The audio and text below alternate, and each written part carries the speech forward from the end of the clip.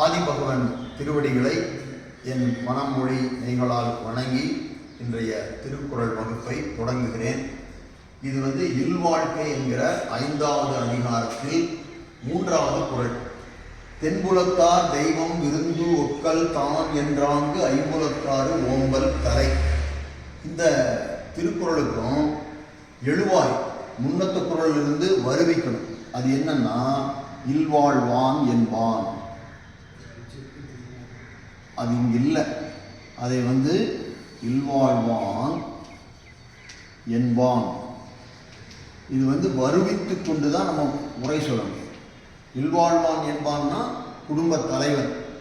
குடும்ப தலைவிக்கு இல்லாள் அப்படின்னு வள்ளுவர் சொல்லுவாரு. இங்க இல்வாழ்வான் என்பான் என்ன பண்ணணும்னா, ஐம்புலத்து ஆறு ஓம்பல் தலை. தலை அப்படின்னா என்னன்னா, தலையாய அறம். தலை நம்ம நிற்க 7 சீர்தான் எழுதணும்.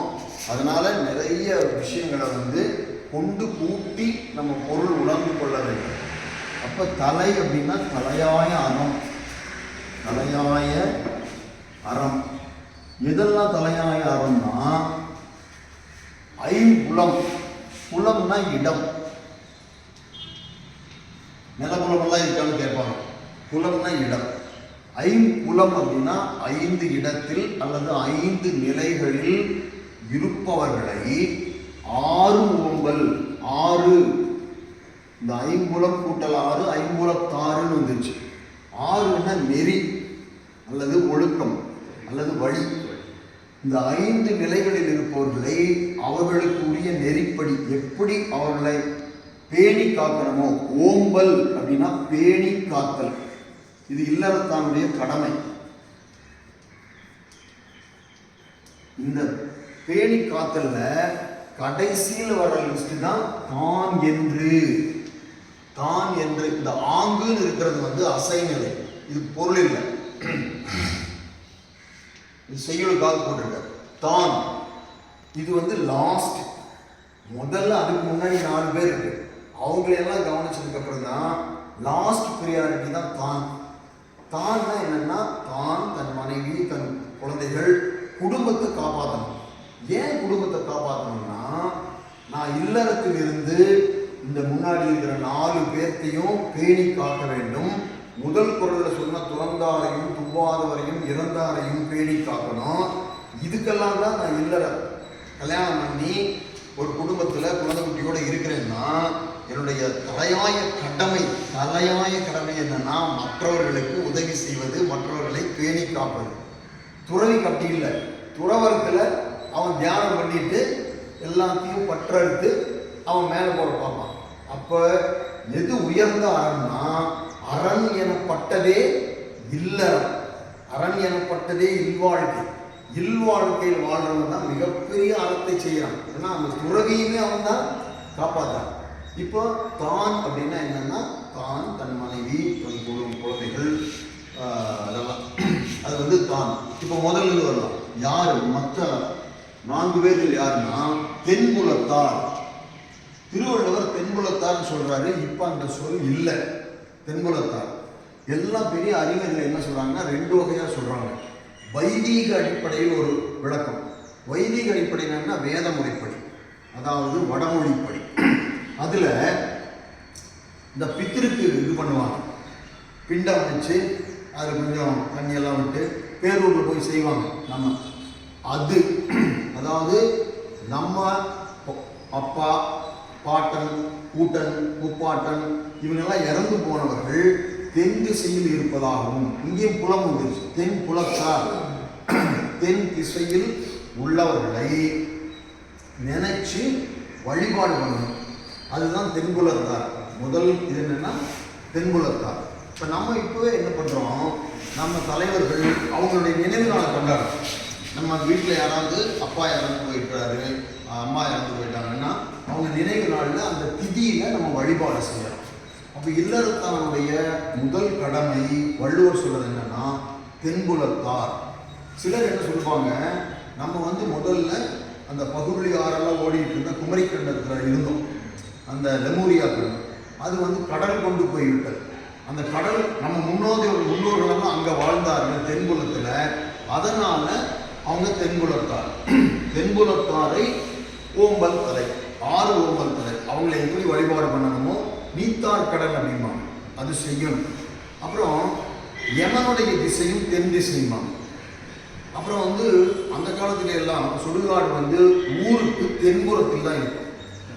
இப்போ ஊருக்கு நடுவில் எல்லாம் வந்துருச்சு, கிரிமட்டோரியம் எல்லாம் வந்துருச்சு. ஆனால் அந்த காலத்தில் அது என்ன முறைன்னா, அந்த யமனுக்குன்னு ஒரு திசை, ஒரு வீட்லேயே அக்னி மூலைன்னு ஒன்று சொல்லுவோம், குபேர மூலைன்னு ஒன்று சொல்லுவோம். அந்த மாதிரி சுடுகாட்டு எல்லாம் இடுகாடெல்லாம் என்ன பண்ணுவாங்க, தென் திசையில் இருக்கு.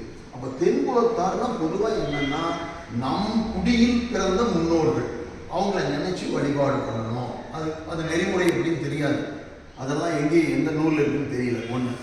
ரெண்டாவது, தெய்வம். தெய்வம் அப்படின்னா வள்ளுவர் தெய்வம்ங்கிற சொல்லை பயன்படுத்துறாரு. அதாவது தெய்வம் தொழாள் கொழுநன் தொழுதழுவாள் பெய்யன பெய்யும் மழை. கோயில் கோயிலா சுற்றி சாமியை கும்பிடாம, தெய்வத்தை தொழாமல் தன் கணவனிடம் எல்லா தெய்வங்களும், அப்படி சில பேர் சொல்றாங்க. இப்ப எப்படி ஒரு பசுமாட்டுல எல்லா தெய்வமும் வந்துருது இல்லையா, முகத்திலிருந்து கால் வரைக்கும் வால் வரைக்கும் அப்படின்னு சொல்லி, இதெல்லாம் படிச்சதை நான் சொல்றேனே தவிர என்னுடைய கருத்து அல்ல அன்று. அப்போ கணவனை தொழுதாலே எல்லா தெய்வங்களையும் தொழுதாற் போல அப்படின்னு சொல்லிட்டு, தெய்வம் தொழாவாள் கணவன் தொழுதல்வாள் பெய்யன பெய்யும் மழை.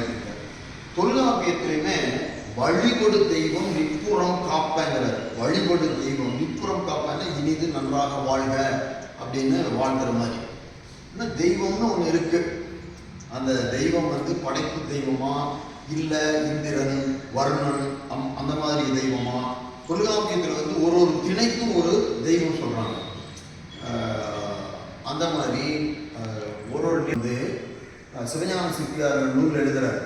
என்ன அவர் சொல்றாருன்னா, யாதொரு தெய்வம் கொண்டீர், நீ சிவனை வழிபடு, பெருமாளை வழிபடு, துர்க்கையை வழிபடு, கிரைஸ்ட வழிபடு, அல்லாஹ்வை வழிபடு, யாரை வழிபட்டாலும் மாதொரு பாகனார் தான் அத்தெய்வமாக அருள் புரிவார்.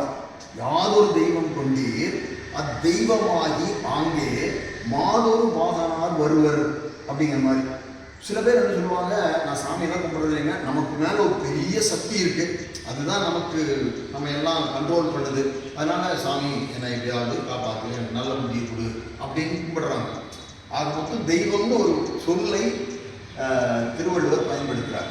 அப்புறம் விருந்து. இந்த விருந்தொக்களை விருந்து கூட்டல் ஒக்கல் அப்படின்னு பிரிக்கணும். விருந்து கூட்டல் ஒக்கல்.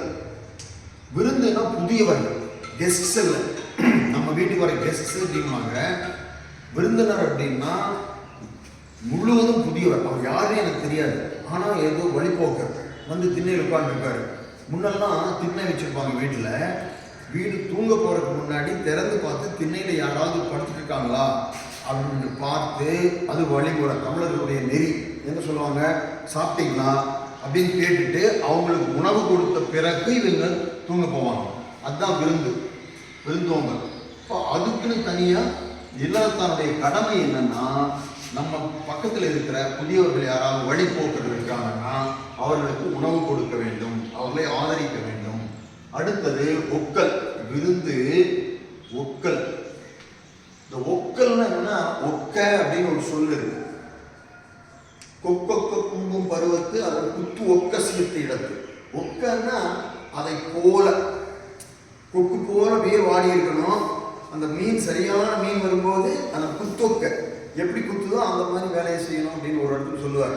இப்போ ஒக்கல்னா என்னன்னா, நம் மனநிலையை போலவே ஒத்த மனநிலையை உடைய நம் உறவினர்.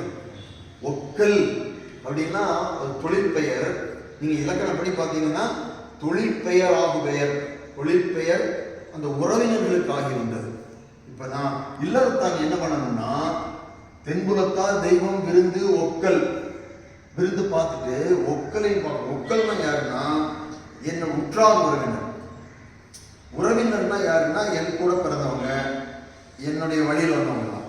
உற்றார் யாருன்னா, என் மனைவி வழியில் வந்தவங்க, மனைவியோட தம்பி, அந்த வகையில். அதான் உற்றார் உறவினர்.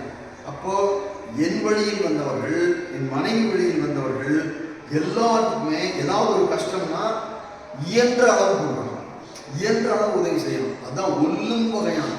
அவனுக்கு வந்து ஏதோ ஒரு பெரிய பிரச்சனை ஆயிடுச்சு, 2 லட்சம் ரூபா வேணும், அவ்வளவு கொடுக்க முடியல, முன்னால் ஒரு 10,000 கொடுக்க முடியும்னா 10,000 கொடுக்கணும். அப்பதான் வந்து உறவினர்கள் ஒன்று செய்வாங்க. நமக்கு ஒரு கஷ்டம்னா உறவினர் வரணும். இது எதுக்குன்னா அந்த ஒக்கல் எதுக்குன்னா, உறவினர்களுக்கு ஒரு துன்பம் வரும்போது நம்ம ஒரு சின்ன உதவி செஞ்சோம்னா, அதே போல எல்லா உறவினர்களும் டே வந்தாங்க, நமக்கு ஒரு பிரச்சனை வந்துச்சு, எல்லாரும் வந்து நம்ம வீட்டில் நிற்பான்.